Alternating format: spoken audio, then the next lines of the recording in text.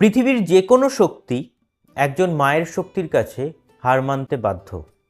Hello guys, welcome to reviewers কা। তোমাদের সাথে আমি রৌনক। আজকে চলে এসেছি একজন লড়াই করা মায়ের গল্প বলতে। কথা বলছি বিজয়া সিরিজটা, যেটা হইচইতে গত 5ই জুলাই রিলিজ করেছে। নাম ভূমিকায় অভিনয় করেছেন স্বস্তিকা মুখার্জি এবং এই সিরিজটা directed by Sayantan Ghoshal. So এই সিরিজটা দেখার পর আমার ওপিনিয়ন এটাই যে এটা একটা অসাধারণ সিরিজ। প্লিজ তোমরা প্রত্যেকে দেখো এবং হইচইতে এই বিজয়ার জন্য মানুষ বারবার কিন্তু ফিরে আসবে বলে আমার মনে হয়। আবার এই সিরিজটাই যদি সিনেমা আকারে হলে রিলিজ পায় তাহলেও আমি কিন্তু আবার গিয়ে এটা দেখব, কারণ এটা বারবার দেখা যায়। কারণ আমি রিভিউতে বলি সাধারণত যে যেটা ওয়ান টাইম ওয়াচ সেটা বলে দিই, যেটা বারবার দেখা যায় সেটা বলে দিই। এটা কিন্তু একটা বারবার দেখার মতন সিরিজ, কারণ একটা মায়ের লড়াইয়ের গল্প। র্যাগিং কনসেপ্টটা হচ্ছে এটাই যে সিনিয়রদের কাছে জুনিয়রদের যেন একটা মজা ঠাট্টা করার মতন ব্যাপার।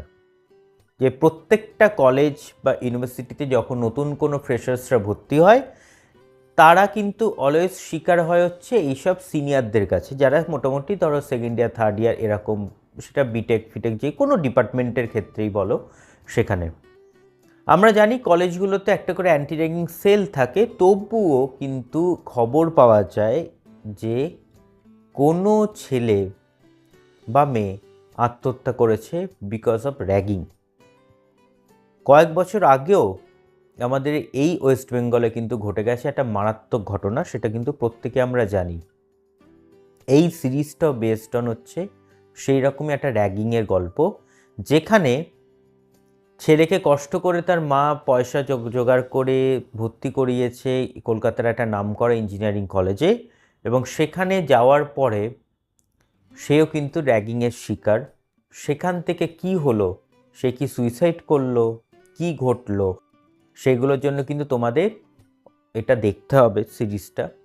এবং এই যে ঘটনাগুলো ঘটে, যখনই দেখবে কোনো কিছু ঘটছে তার পেছনে একটা জিনিস হয়, তাকে ধামাচাপা দেওয়ার জন্য বিভিন্ন মহলের একসাথে একটা যৌথ প্রয়াস বা উদ্যোগ চলে, যাতে কোনো নাম খারাপ না হয়। কিন্তু তবুও সত্যকে কখনো চেপে রাখা যায় না। এই সত্য লড়াইয়ের সন্ধানে বা সত্য খোঁজার সন্ধানে বেরিয়েছে একজন মা। সে কি করলো, অ্যাট দ্য এন্ড সত্যকে খুঁজে পেলো কিনা, সেটার জন্য কিন্তু তোমাদের সিরিজটা দেখতেই হবে। তোমরা দেখো সিরিজটা, কেমন লাগলো সেটা কিন্তু একবার জানিও। এবং এই সিরিজে স্বস্তিকা মুখার্জির অভিনয় অসাধারণ লেগেছে, বিদীপ্তা চক্রবর্তীর অভিনয় খুব ভালো, প্রত্যেকে ভালো, খুব দারুণ কাজ করেছে। এই ধরনের সিরিজ সত্যিই হইচইতে আবার আনা উচিত বলে আমার মনে হয়। সো এই ছিল হচ্ছে আজকের বিজয়া রিভিউ ভালো লাগলে একটা লাইক করো, শেয়ার করো এবং চ্যানেলটা সাবস্ক্রাইব করে দিও। কেমন লাগছে সেটা কিন্তু কমেন্টসেই জানাতে ভুলো না। সো ভালো থাকবেন, সুস্থ থাকবেন এবং সিনেমা দেখবেন আমাদের চোখ দিয়ে। Thank you.